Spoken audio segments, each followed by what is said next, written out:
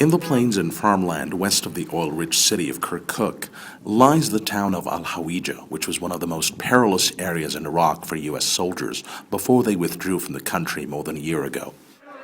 Now on the 10th anniversary of the toppling of Saddam Hussein's regime, Al-Hawijah and other predominantly Sunni areas across the country are once more boiling with anger.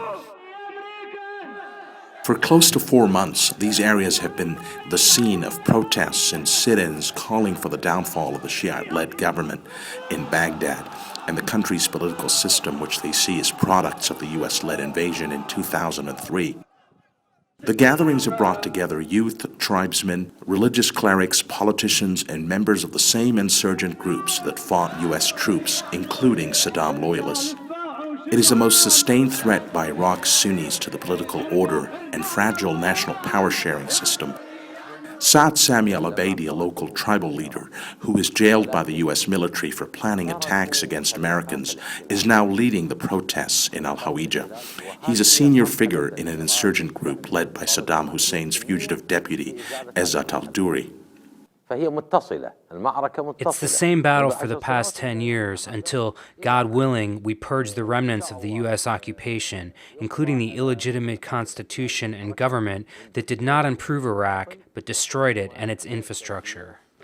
The highlight of the Sunni protests in Al-Hawijah and elsewhere across Iraq is Friday, during which the weekly Muslim congregational prayer is held. On the edge of the gathering, Iraqi soldiers who have seen an upsurge of attacks against them were on high alert.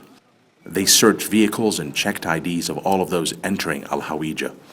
Since the start of January, the central government has taken some measures in an attempt to defuse the Sunni protests, like releasing prisoners and promising to repeal or amend laws seen as discriminating against the community.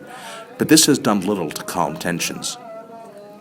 Deputy Prime Minister Hussein al-Shahristani, who heads a ministerial committee that was tasked with implementing these measures, says the protests and the insurgency next door in Syria, which is led by Sunnis there, has invigorated militant groups in Iraq. With the developments in Syria and the bases that Al-Qaeda has succeeded to establish in Syria near the Iraqi borders, they have revived their hopes that they can resume their terrorist activities in the country. This is Sam Dagher for the Wall Street Journal in Al-Hawijah, Iraq.